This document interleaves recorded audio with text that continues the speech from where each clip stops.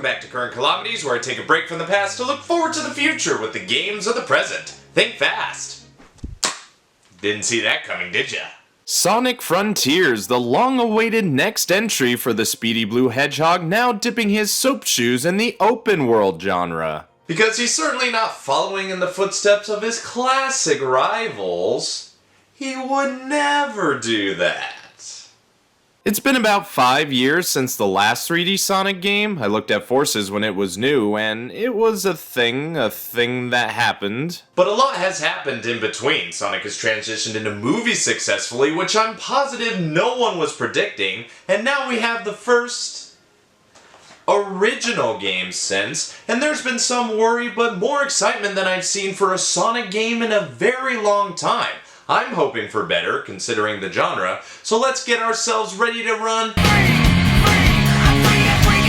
After choosing some difficulty options, we open with the curious cutscene to set things up. Eggman, like always, is up to no good, looking like he's hacking some sort of ancient throne. I mean, it looks like a large chair, but it ends up going wrong and drags the Mad Doctor into cyberspace. Eggman's troubles quickly become ours as Amy, Tails, and Sonic are traveling to the Starfall Islands where the Chaos Emeralds seem to be, only to be sucked into a portal as well. Simple, to the point, but I have to ask if the voice actors were having a bit of an off day, especially Sonic, because he sounds like he has a cold. You tracked the Chaos Emeralds here, right? Let's find out what drew them here. We're quickly thrown into a level which was your typical affair of going fast on a green hill, collecting rings, some red ones too, and going in loops until reaching an endpoint. I initially thought this wasn't important, but I was proven wrong later on, but for now I gotta get into the plot some more. Sonic awakens alone, but a booming voice soon tells him that he is the key, and he has to find the Chaos Emeralds, destroy the Titans, and tear down the walls between dimensions. Whatever that means. Not much to go off of, but it's good enough for us to start exploring. We're not necessarily free to do much of that yet, as the first section is kinda linear, guiding you through what the game has to offer in terms of platforming sections, puzzles, combat, and tutorials. Not that it's bad or anything, as I enjoyed looking around and figuring out how to get rings or other collectibles that we'll get to later as well. I mean, who doesn't like grinding on rails or bouncing on springs or getting speed boosts? Well, you better, cause it's gonna happen a lot. Eventually I made it to another one of these ancient thrones, but in order to access it, I have to find a couple gears to make it work, which are being held by stronger enemies like these. Sometimes you'll come across mini-bosses in your travels, which will take more than one blow to take out, as you usually have to apply combos and maneuver yourself out of harm's way. So keep that one ring handy, cause that's all you'll have left. But once you have enough gears, you can access a portal to another level which serve a bigger purpose than initially thought. For every challenge you complete within it, you'll receive a vault key which goes to unlocking a Chaos Emerald nearby and progressing us farther into free roaming this area.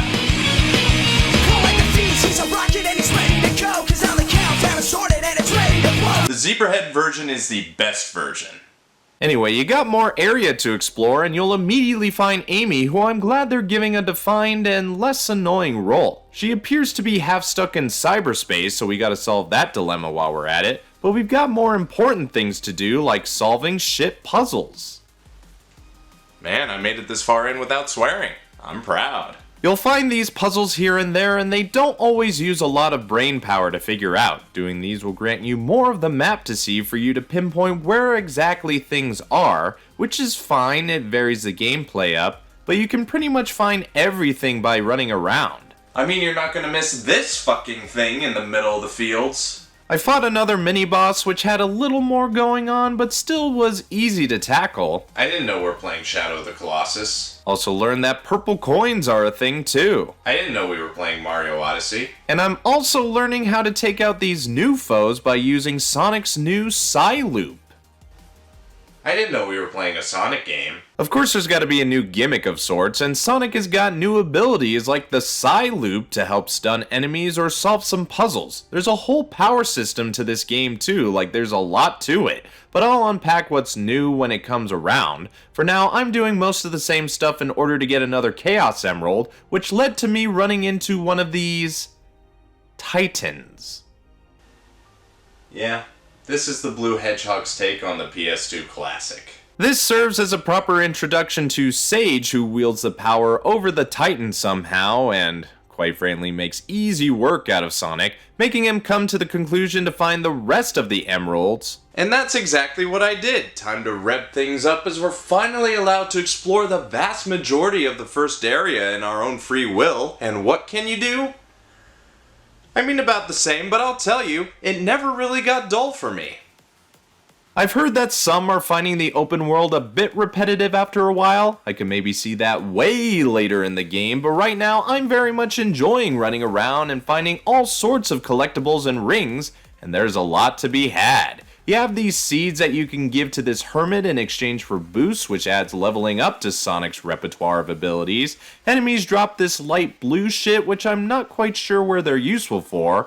Cocos are these little stone beans that you can gather and return to this Elder Coco for other boosts, but the most important are these memory tokens. You need to collect enough of them in order to talk to Amy and progress the story further. Usually they can be found wherever a random platform section is lumped with a whole ton of rings that you'll more than likely lose, so good luck with ever holding 400. I mean, seriously, they should have thought about the amount of rings you lose in this game if it leads to an upgrade. Why not lose a little sum like in Shadow?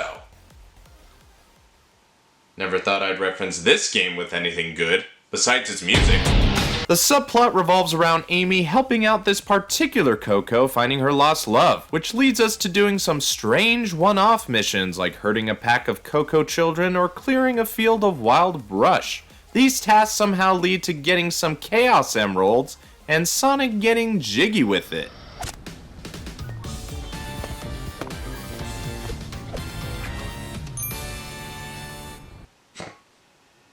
But it isn't all fun and games as we witness some kind of death.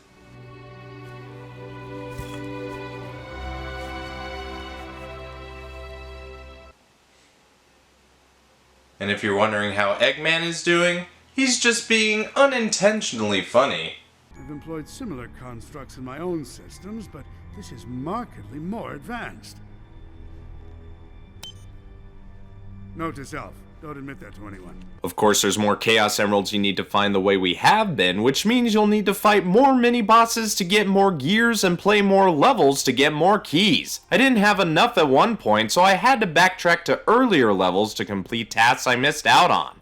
You're more than likely going to find new things when you rerun about different sections of the area more than once, like I'm frequently discovering more sections to platform on, additional controls like pressing the left stick to light speed dash, and the best advice I can give?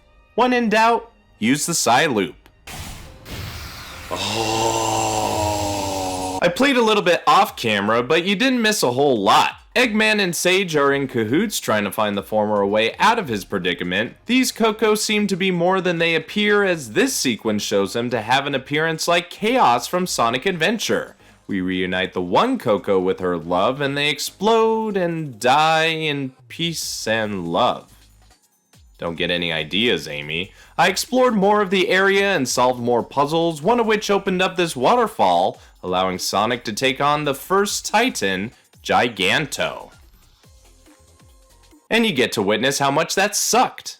I mean, the first part wasn't too bad, where you had to climb up the fucker and retrieve the last Chaos Emerald, but once you transform into Super Sonic, then it started to go downhill. It's kind of a bit boring too, as all you have to do is wait for the thing to attack you, and you have to counter with a parry, which is LNR, and you'll dish out a strong attack. Problem is, if you're trying to speed through this, you'll have to get in proper position for his attacks, and unless you grinded your levels up, there's no way normal attacks will do any considerable damage, so you'll just have to wait it out. It doesn't help that the emeralds are sucking your ring energy out, which was the most annoying thing I experienced in Adventure, so there's going to be a lot of trial and error, and if you can't finish him off in time, you'll die over and over and over again, like me. It took me 20 fucking minutes to defeat this dumbass Titan, and I didn't feel fulfilled by it at all. Sonic usually has that trouble with boss fights in general, not really having any substance or noteworthy difficulty, and that unfortunately carried over. But once you've got his health down, you'll just pulverize him with one final blow and move on to the next area of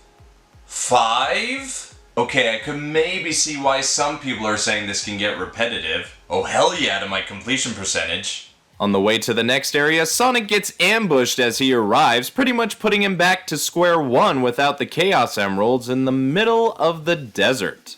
I need to know about why a desert oasis is always a second level or area. Is it an unwritten rule or lack of originality? Like seriously, I'd rather end up in the jungle.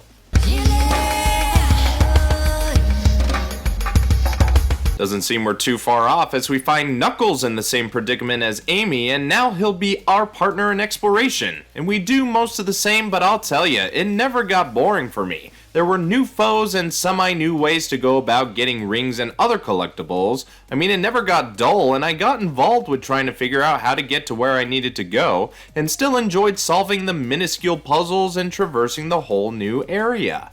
Also, before I forget, yeah, the graphics aren't the absolute best, but it's the Switch, it isn't going to be a powerhouse, and it looks great for the most part. The only issues I've seen are with objects loading in a little too late at times. I genuinely never got bored. I was engaged throughout my time playing. But I did get confused when Nightfall came. There was this whole thing about meteors and star pieces which somehow connected to a slot machine, and man, I don't even know anymore. I'm getting a bit overwhelmed, so I'll just stop here as this is more than enough to get y'all started with. I progressed a little farther, got familiar with the next Titan, moved the plot forward with our favorite Echidna, and defeated more mini-bosses, which I found fun. Except for the last one I had to face off against, he stole all my rings. And I just figured out what happens when you max out your rings. You go fast! So with all that being said, what's my overall opinion?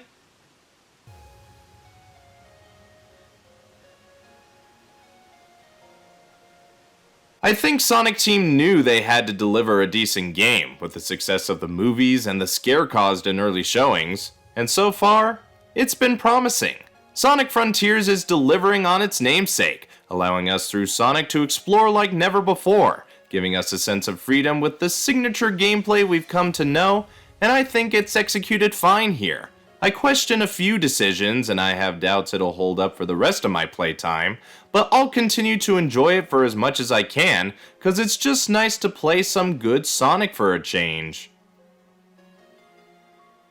I should know I played my fair share of average to dog shit, need to balance it out with the good stuff more. They do exist too, you know.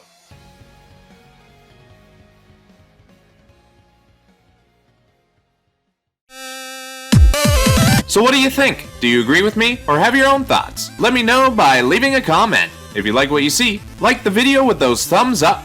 If you think anyone else would like this vid, share it around. And if you want to see more of me, this show, and others, hit the subscribe button. I'm BrianTheBlue, thanks for watching. I'm going back to the past, and until next time, I'll see you in the future.